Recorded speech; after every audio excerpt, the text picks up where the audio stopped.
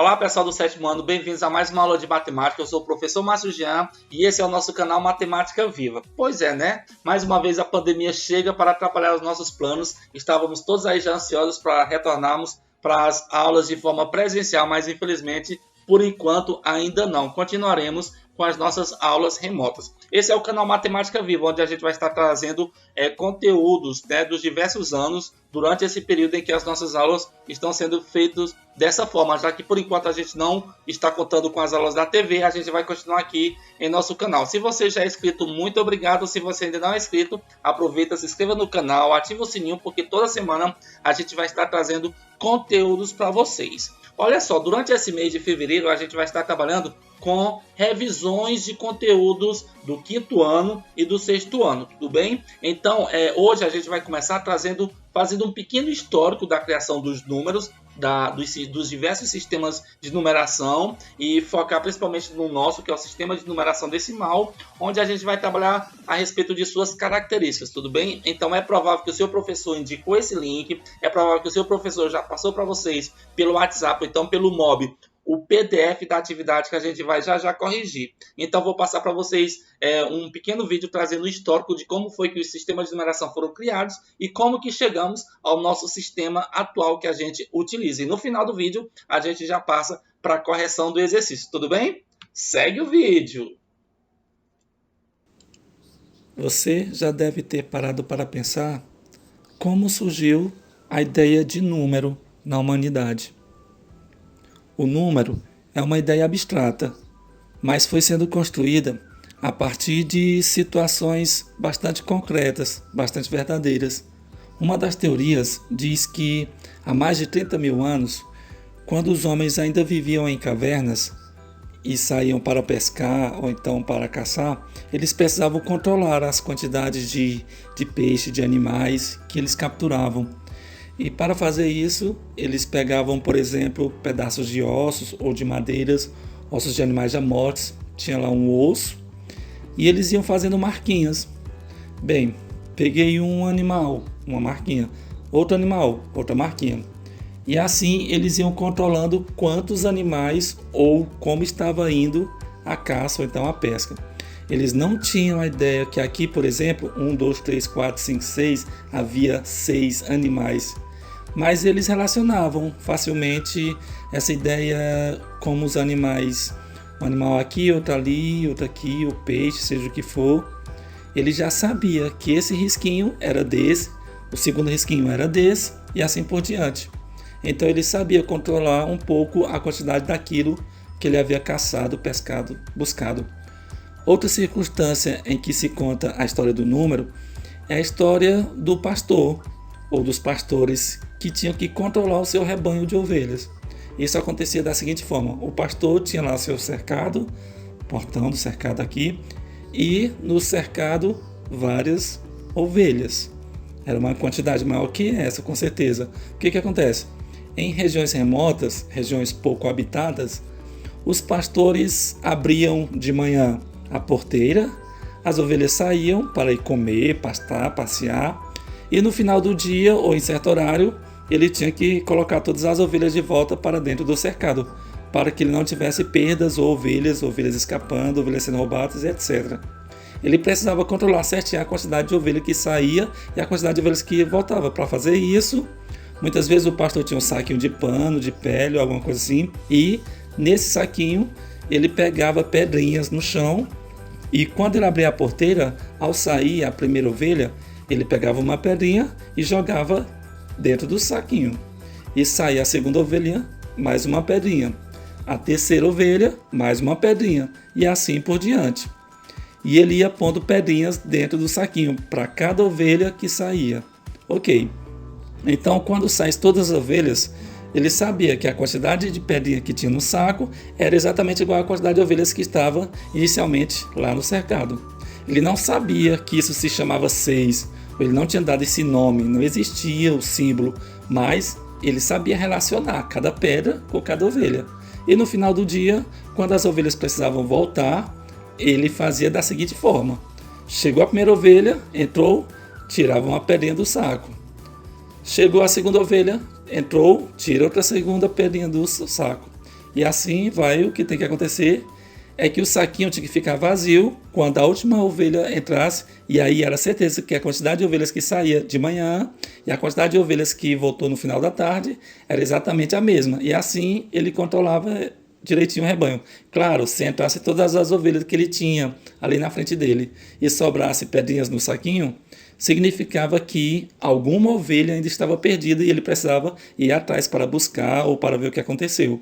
A ideia de número foi evoluindo e conforme as civilizações foram se formando e descobriram a escrita, desenvolveram a escrita, e aí cada civilização desenvolveu também um sistema de numeração. Os que a gente mais destaca são os egípcios, os babilônicos, os romanos, os maias e o sistema decimal que nós conhecemos como também indo-arábico, que é o que a gente usa hoje. Os egípcios usavam o sistema de numeração de base 10, ou seja, eles agrupavam de 10 em 10, como nós fazemos hoje. A humanidade, dezenas, etc. E eles usavam os símbolos deles, que eram estes. Este primeiro símbolo indicava uma unidade, este símbolo parece uma ferradura, indicava 10, este símbolo 100 e assim por diante. Os egípcios, por exemplo, para fazer o número que hoje escrevemos 131, eles usavam uma vez o símbolo do 100, depois 3 símbolos que vale 10, 130 e 1. 100 mais 30 mais 1. Observe que esse sistema não é posicional, porque se eu mudar a posição dos símbolos, o valor dos símbolos continua o mesmo. Eu poderia colocar aqui os 30 e depois o 100 e depois o 1. Isso continua o 131. Observe também que no sistema de numeração egípcio não existe o símbolo para o número muito especial, que é o 0.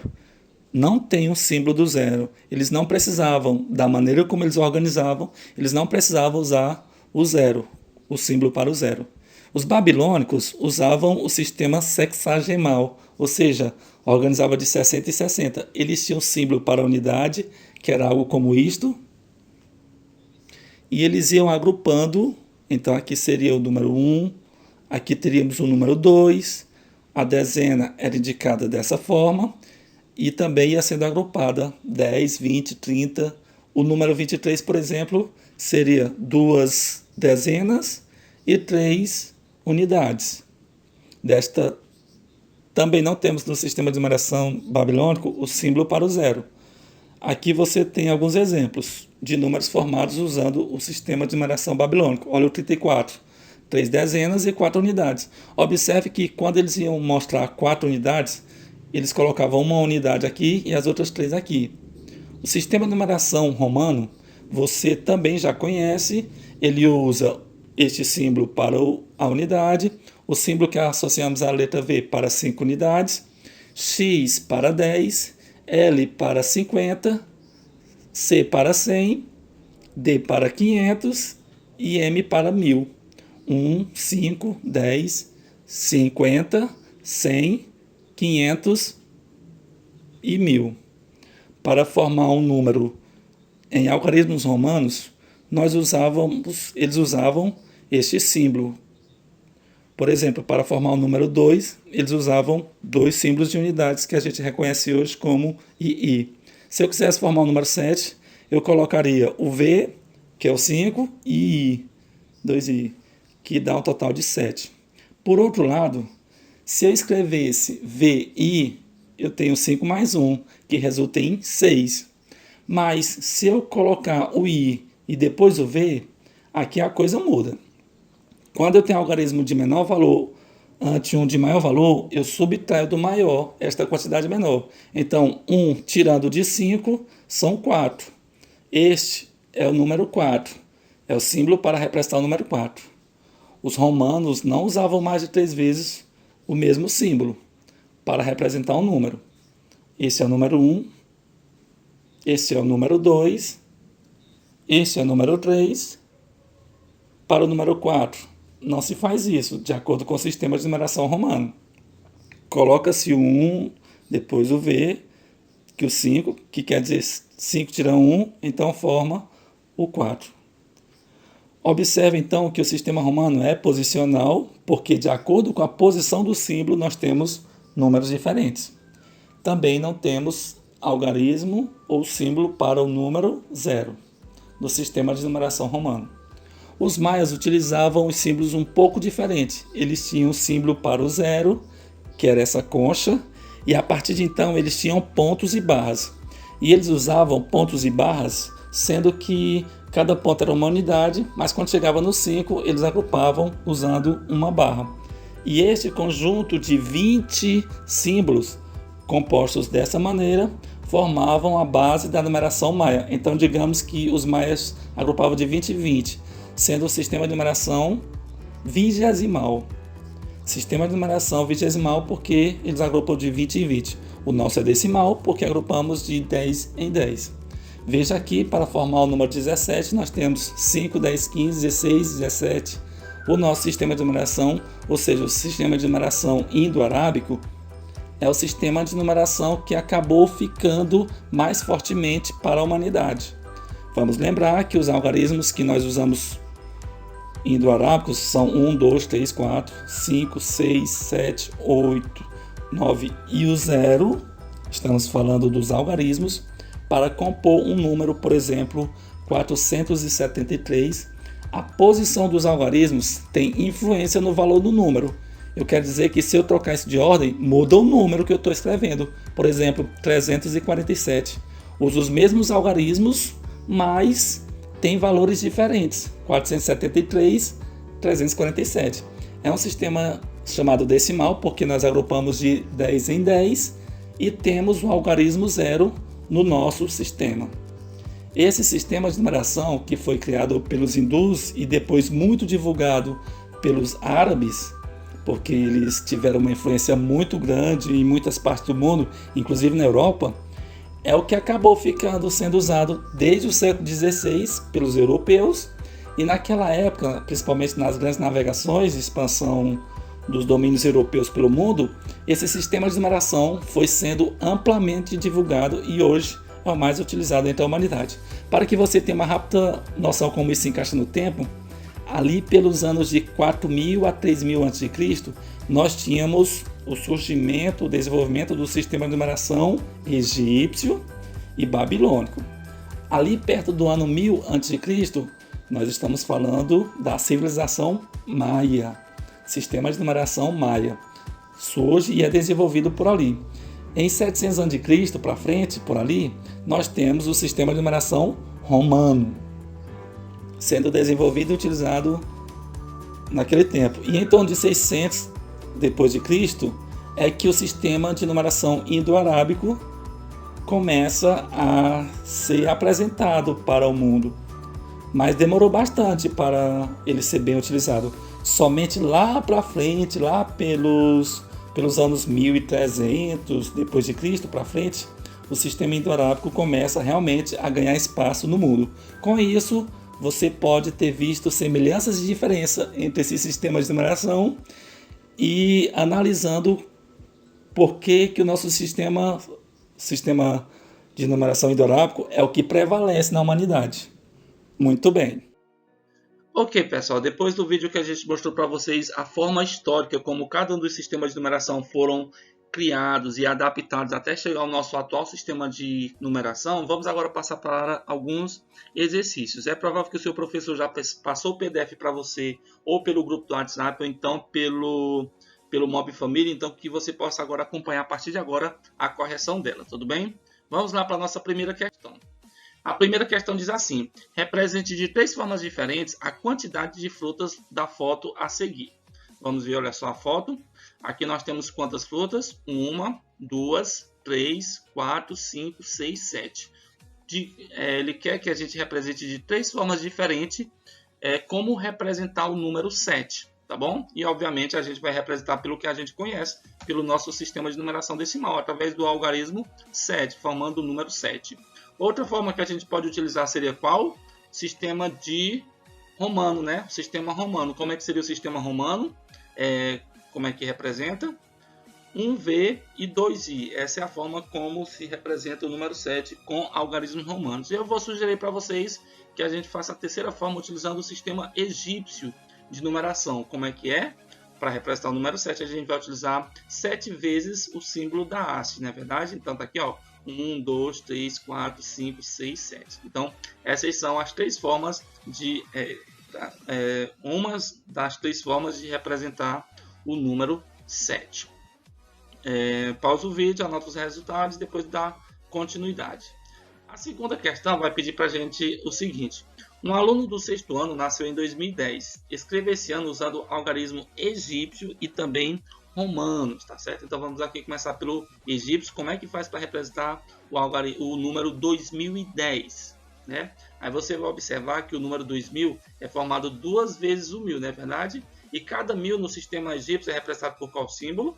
É representado pela flor de lótus. Tá aqui a flor de lótus 1000, outra flor de lótus mais 1000 e o número 10 por esse símbolo aqui. Portanto, aqui tudo é a forma de representar o número 2010.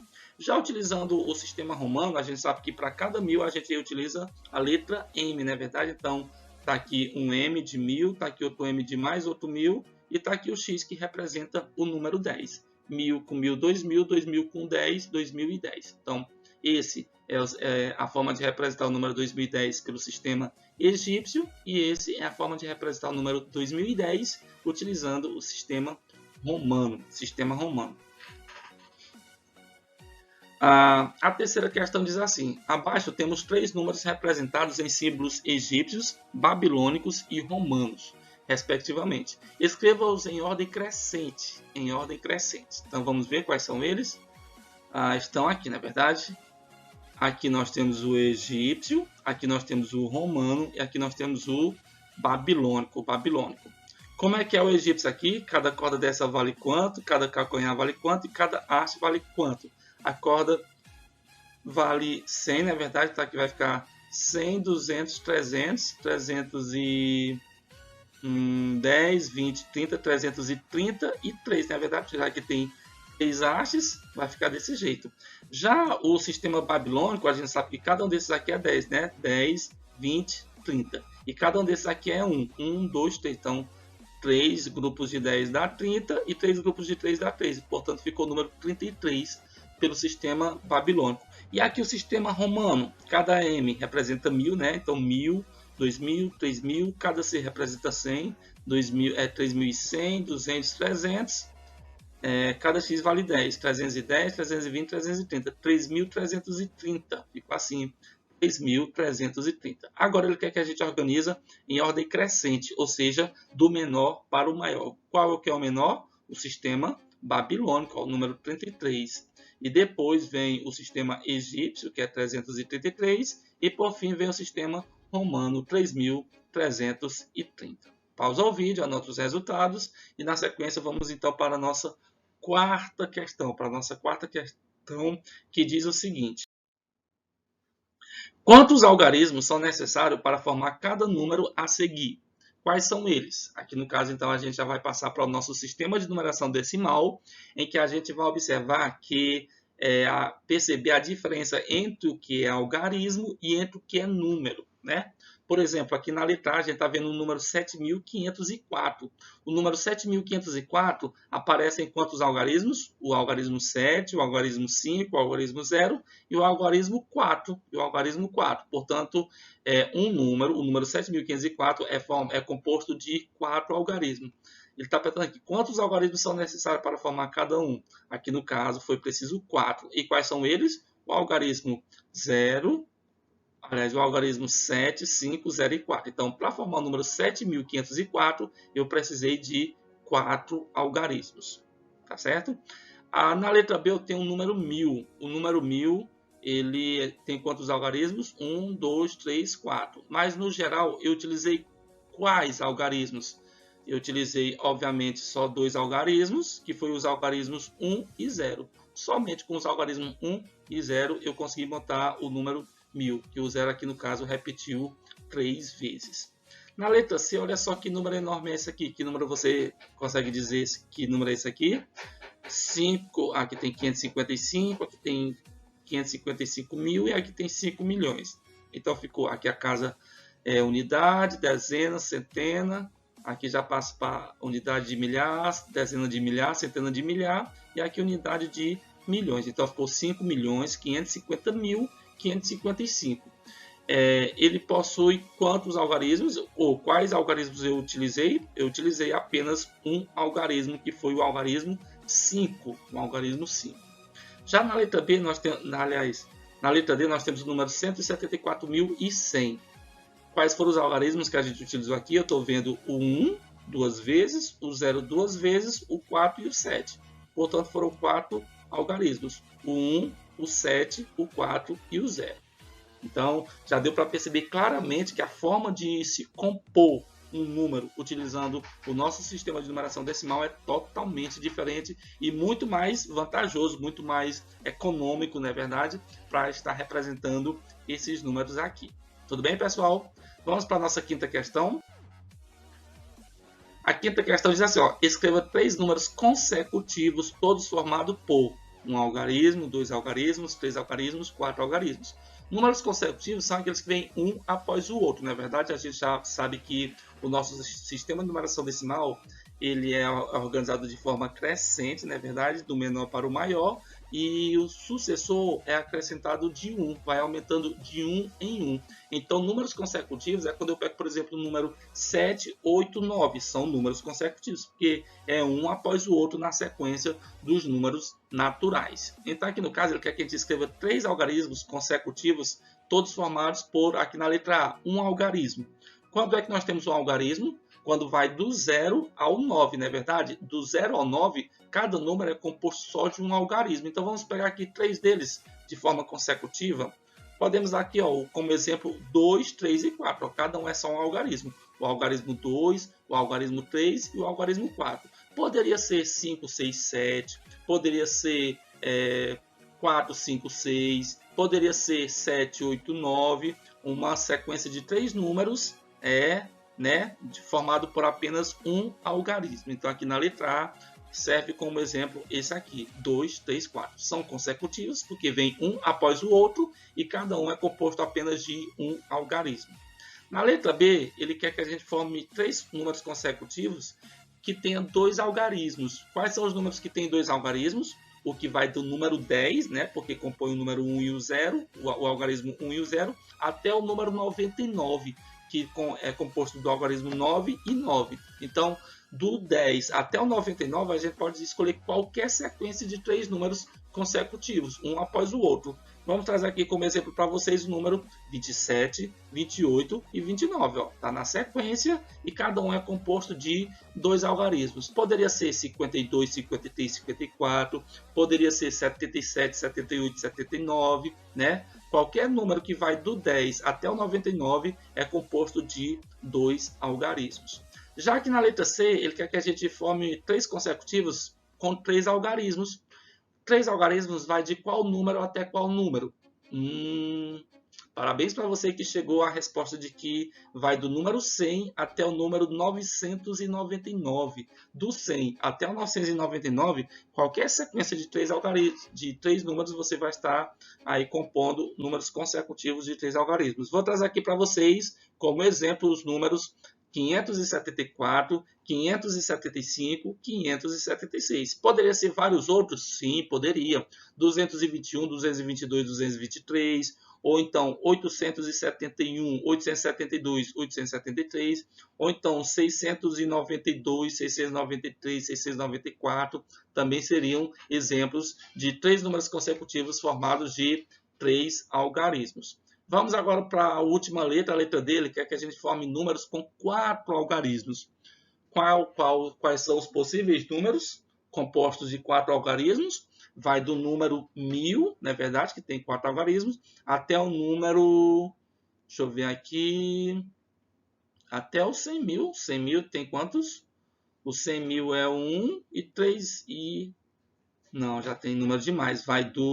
De 4 algarismos, vai do 1000 até o 9.900, 9.999. 9.999 Tem, porque se já passar por 10 mil, aí já tem 5 algarismos, né? Então, com certeza, formado com 4 algarismos, vai do número 1000 até o número 9.999. Vamos trazer aqui para vocês algum exemplo. Olha só, 2.986, 2.987 e 2.988, tá certo? Então, essa é a nossa resposta da quinta questão, tá? Quinta questão.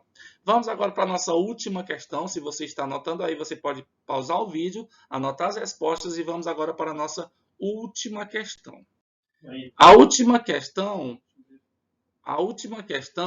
diz assim: escreva todos os possíveis números formados por esses 3 algarismos sem repeti-los. Tem aqui os números 5, 2 e 7. De quantas maneiras diferentes eu posso utilizar esses 3 algarismos para formar números diversos?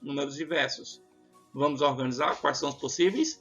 Eu posso utilizar o 2, 5, 7. Eu posso utilizar, trocando aqui a posição, já que o nosso sistema de numeração é um sistema de numeração posicional, eu posso mudar a posição deles, não é verdade? Então, eu posso mudar o 5 de lugar com 7, ficando, portanto, 2, 7 e 5. Eu posso pegar o 5 e colocar no começo, 5, 2, 7, e eu posso trocar o 2 com 7 de lugar, ficando 5, 7, 2. Por fim, eu posso colocar o 7 no começo, não é verdade? Ficando assim e trocando 2 com 5 também, ficando 7, 5, 2. Então, esses são todos os possíveis números que eu posso escrever com os algarismos 5, 2 e 7. Olha só que todos eles são parecidos, mas todos eles são diferentes. Aqui na letra ele está nos perguntando qual é o maior deles. Obviamente o maior deles é o que está aqui embaixo, ó. 752. Então vou colocar aqui como resposta 752. E qual é o menor deles? O que está lá em cima, até porque eu já coloquei aqui em ordem crescente de valor. Qual o menor número formado? É o 257. Portanto, olha só, com apenas 3 algarismos foram possíveis a gente escrever um número, 2, 3, 4, 5, 6. Tudo bem, pessoal? Então, nós queremos aqui agradecer a vocês pela atenção que vocês tiveram. Esse é o nosso primeiro vídeo dessa semana. Ainda postaremos outro vídeo para que assim você possa estar relembrando melhor a respeito do nosso sistema de numeração decimal. Um abraço e até o nosso próximo encontro. Tchau, tchau, pessoal.